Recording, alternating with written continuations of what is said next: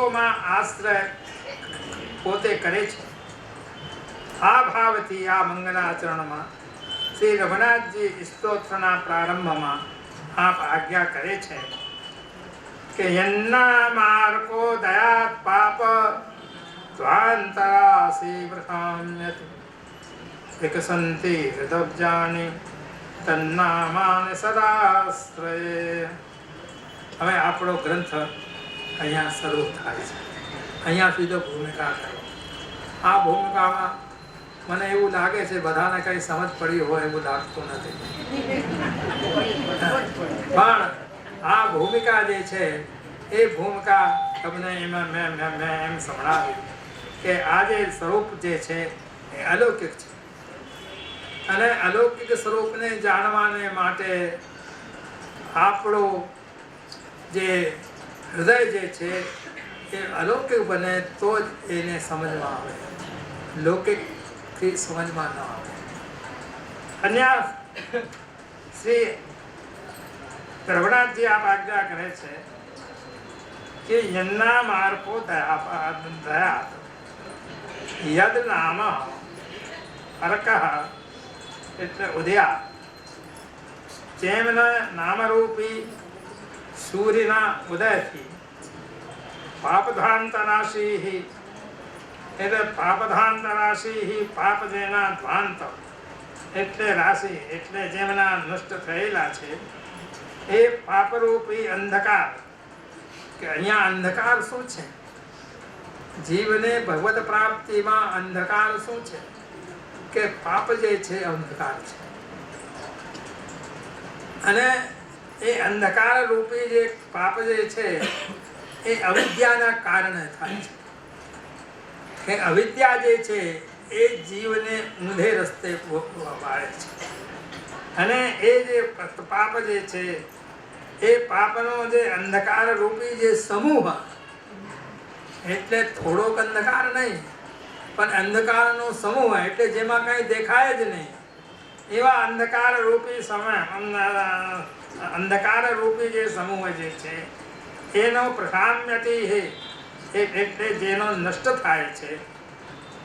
હૃદયાપ જાની હૃદય રૂપી જે કમલ જેમનો વિકસિત થાય છે એટલે અંધકાર પાપરૂપી અંધકાર જે છે એ દૂર થઈને હૃદય રૂપી જે કમલ જે છે એ પોતે વિકસિત થાય.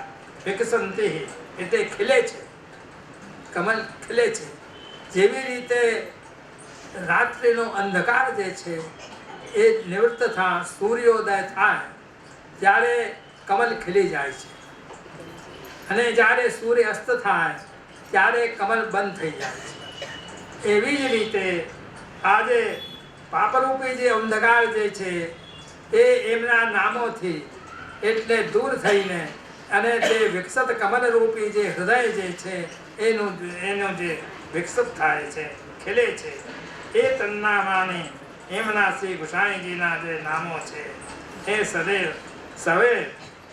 સદા એટલે હંમેશા આશ્રય હું એનો આશ્રય કરું છું. આજે વિઠ્ઠલ જે નામ જે છે પ્રથમ વિઠ્ઠલ નામ એ વિઠ્ઠલ નામનું તાત્પર્ય છે સૂર્ય એટલે અંધકારને દૂર કરનાર. સૂર્ય જે છે એ અંધકારને દૂર કરે છે એવી રીતે વિઠ્ઠલ જે છે પદ જે છે એ અંધકારને દૂર કરે છે. એ વિઠ્ઠલના ઉદયથી એટલે વિઠ્ઠલના પ્રાગટ્યથી વિઠ્ઠલના ઉદયથી અથવા એમના સ્વમુખે નામોચ્ચારણ કરવાથી માત્રથી જે પાપરૂપી અંધકાર જેનો સમૂહ જે છે એ પૂર્ણતઃ નાશ થાય છે. એવા રવેરુદયે બહિસ્તવો નશ્યતિ ગ્રહાદ્યંત સ્થિતં તુ તિષ્ઠત્યેવ નામાર્કોદયે તુ સર્વમેવ નશ્યતિ પ્રકર્ષઃ. જે રીતે સૂર્યના ઉદયથી પોતાનો બહારનો જે અંધકાર જે છે નષ્ટ થાય છે. સૂર્યનું શું છે? અંધકારને નષ્ટ કરવો, રાત્રિના અંધકારને નષ્ટ કરવો, એવી એ સૂર્યનો ધર્મ છે. એવી જ રીતે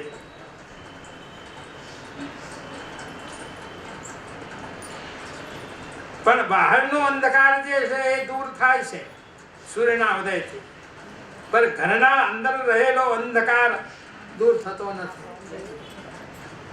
બહારનો અંધકાર તો દૂર થઈ જાય સૂર્યના ઉદયથી, પણ અંદરનો અંધકાર જે છે એ દૂર થતો નથી. અહીંયા જે નામરૂપી જે સૂર્ય જે છે એ ઉદયથી, એનો ઉદય થવાથી, નામરૂપી સૂર્યનો ઉદય થવાથી બહારનો અને અંદરનો બેનો અંધકાર દૂર થાય છે. એટલે આ સૂર્યનો તો અંધકાર બહારનો જ દૂર કરે છે, આપણા અંતરનો અંધકાર દૂર કરતો નથી.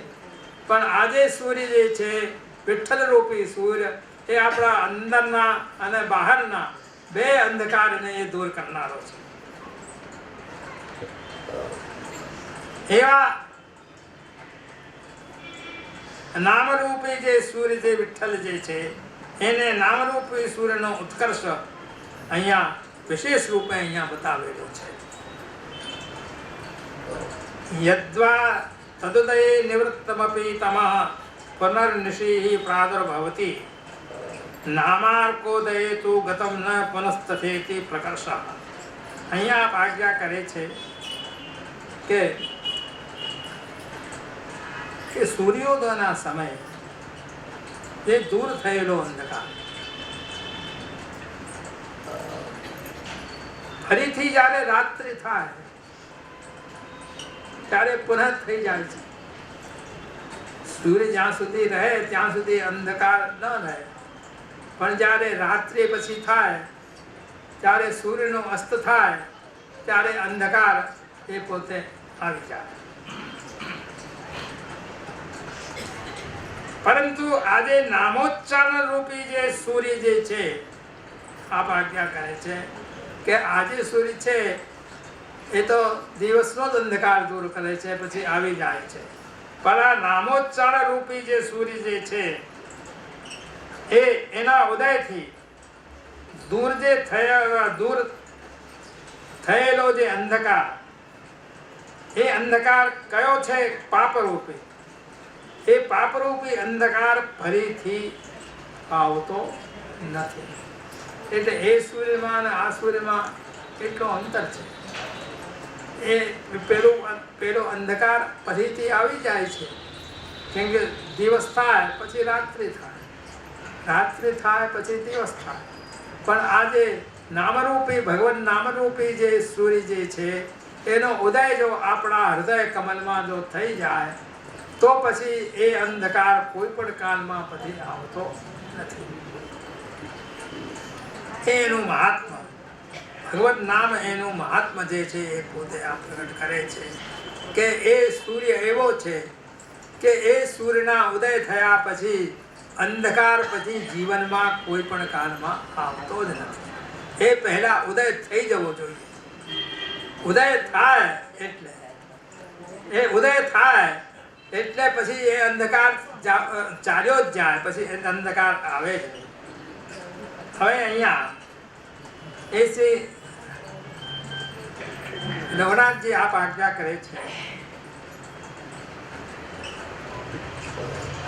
કે આજે સૂર્ય જે છે તે કાલાધીન છે. એટલા વાગે ઉદય થાય, એટલા વાગે અસ્ત થાય, કાલના સમય પ્રમાણે એ ચાલે.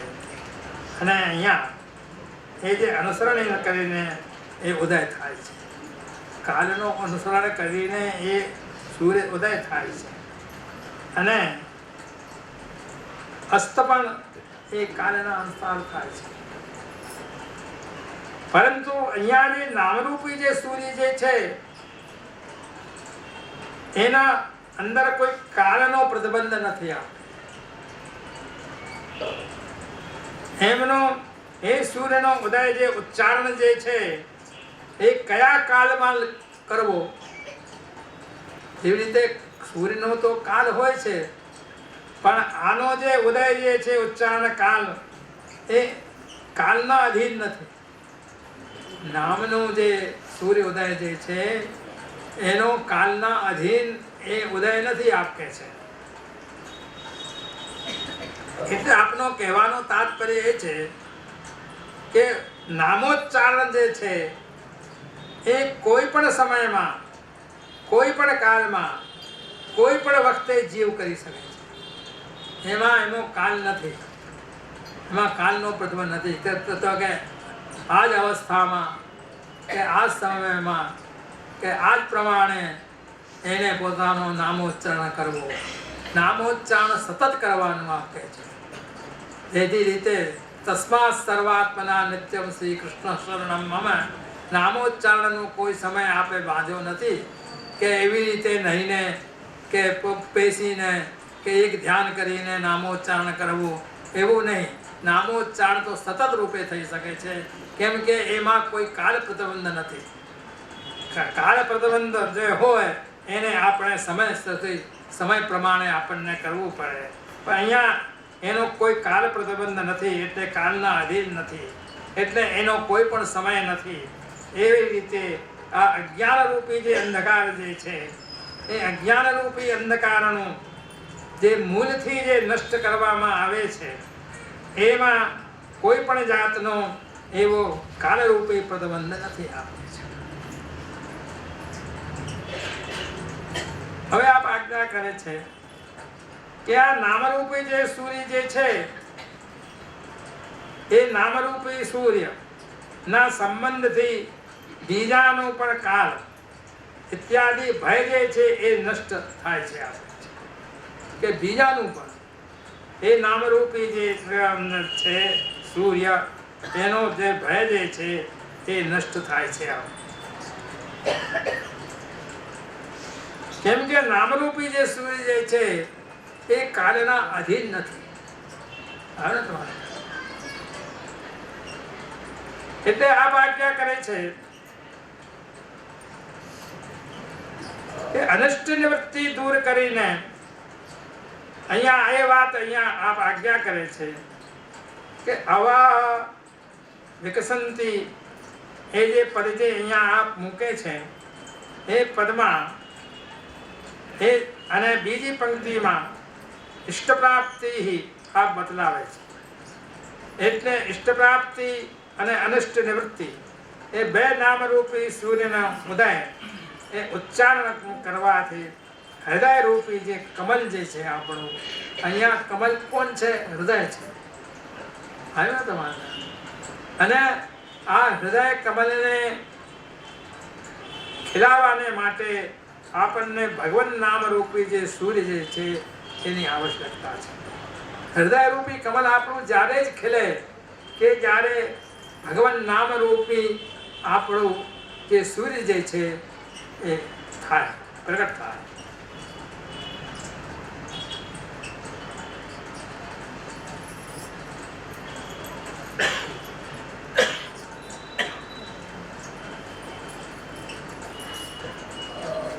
હવે એમાં કહેવાનું આપણું તાત્પર્ય એ છે, કેમ કે એક એક પંક્તિનો અર્થ કરું તો આ 7 દિવસમાં પૂરું ના થાય.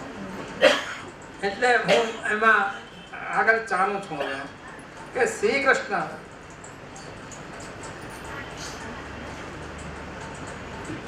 પોતે પોતાની મેલે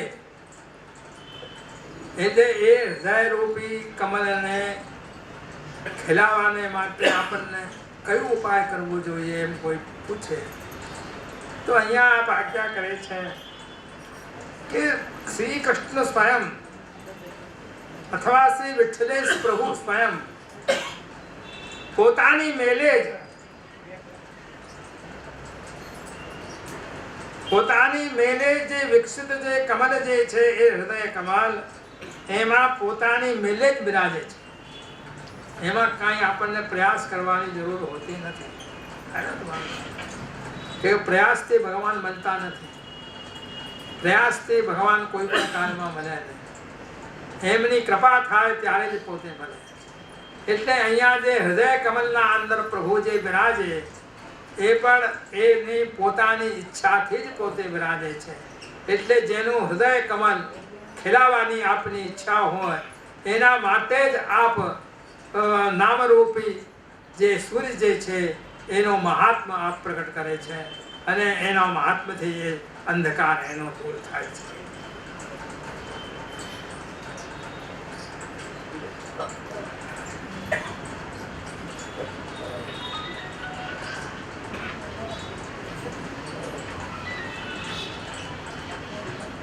કેમ કે ભગવાન ભક્ત્યાહમેકગ્રાહ્યો વશે કુર્વન્તિ મામ ભક્ત્યાદિ વચના નહીં ભગવાન વશે ભવતે ભવતે ભવતિ અતો દિકામ ભક્તાનામ ફલમસ્તિ.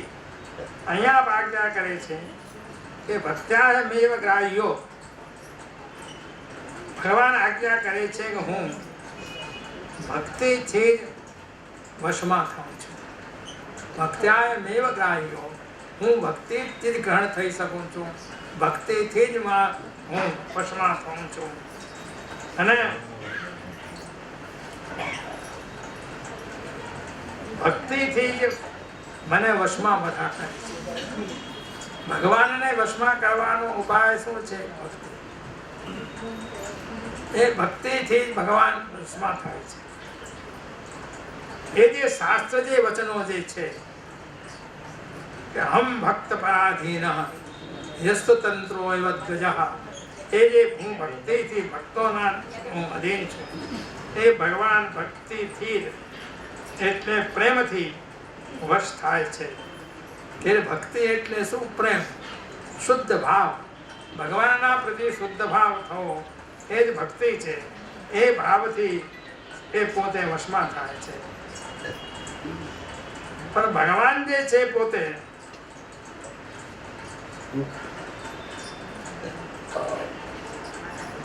બીજા કોઈ પણ ઉપાયથી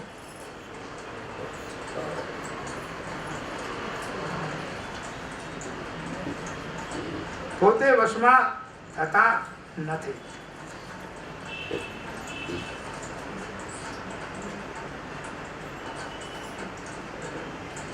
હવે ભક્તિ એટલે શું? તો ભક્તિનો અહીંયા તાત્પર્ય બતાવે છે કે ભગવાનના પ્રત્યે પ્રેમની પરાકાષ્ઠા, પ્રેમની પરાકાષ્ઠા જે થાય એ પરાકાષ્ઠાથી ભગવાન વશમાં થાય છે, વશીભૂત થાય છે. ભગવાનને વશ કરવા હોય તો પ્રેમથી ભગવાન વશ થાય. એ ભક્તોનું પરમ ફલ છે. આપે છે ભગવાનને વશ કરી લેવા એ ભક્તોનું પરમ ફલ. એટલે ભક્તોના અનુસાર, ભક્તોની ઈચ્છા અનુસાર ભગવાન કરે. જ્યાં ભક્તોની ઈચ્છા થાય પ્રભુ આ પ્રમાણે ક્રીડા કરો, એ પ્રમાણે ક્રીડા કરવા પ્રભુ લાગે. એ ક્યારે થાય? ક્યારે કે જ્યારે પ્રેમ કાષ્ઠા એમની થઈ જાય. એટલે ઉત્તમ દશા, ઉત્તમ અધિકાર એને પ્રાપ્ત થાય. એવી રીતે અહીંયા શ્રી રઘુનાથજી પણ શ્રી ગુસાઈજીનો અલૌકિક સ્વરૂપ નું વર્ણન કરવાને માટે અલૌકિક એમના ગુણ, રૂપ અને લીલા એનું વર્ણન ત્રિવિધ પ્રકારથી, 3 પ્રકારથી, 3 સ્વરૂપોથી હૃદયમાં અનુભવ આપ કરે છે. આવા અલૌકિક જે સ્વરૂપાનંદ જે છે એનો અનુભવ કરનાર એમના હૃદયમાં ભાવ તરંગ જે ઉછલે છે કે એમના જે સ્વરૂપાનંદનો અનુભવ જે છે એ એના હૃદયમાં ભાવ તરંગ રૂપી જે ઉછલે છે એ એમના અલૌકિક રત્નોનું સમાન. શ્રી ગુસાઈજીના જે 108 નામો જે છે એ પ્રગટ થાય છે. જેવી રીતે રત્નો પ્રગટ થાય એવી રીતે એમનું નામરૂપી જે રત્ન જે છે એ એમના 108 નામ રત્નો અહીંયા પ્રગટ થયેલા છે. એ નામ રૂપ જે છે એ નામ રત્નો એ રૂપાત્મક પણ છે અને ફલાત્મક. એ નામથી રૂપાત્મક પણ છે અને ફલાત્મક છે. એટલે ફલ સ્વરૂપ પણ છે એને અને સ્વરૂપ રૂપે પણ એ સિદ્ધ થાય છે. કેમ કે જે સ્વરૂપથી લીલા પ્રભુ કરે છે એ નામથી પણ પ્રભુ લીલા કરે છે. આવ્યો તમારો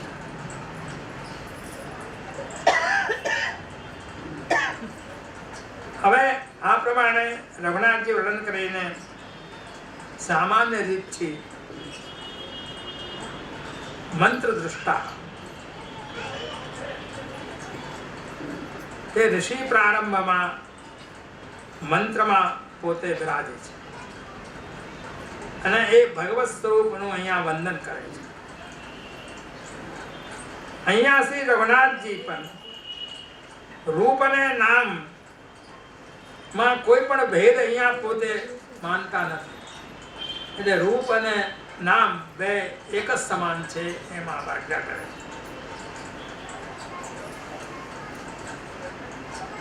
શ્રી રઘુનાથજીને અહીંયા રૂપ અને નામમાં ભેદતા દેખાતી નથી. જે રૂપ એમને ફળ આપે છે એ નામ પણ એમને ફળ આપી રહ્યું છે. એટલે મંગલાચરણના નિરૂપણમાં આપ અહીંયા આજ્ઞા કરે છે કે આ પ્રમાણે જે દ્રઢ સત્તા દ્રઢ જે આસક્તિ જે છે શ્રી ગુસાઈજીમાં એક સેવક હતા. એ શ્રી ગુસાઈજીના સેવક આનોરમાં રહેતા. હવે વાર્તા પ્રસંગથી હું તમને સમજાવું કે એક જે સેવક હતા ગુસાઈજીના એ આનોરમાં રહેતા. એ બ્રજવાસી હતા. એમણે શ્રી ગુસાઈજીને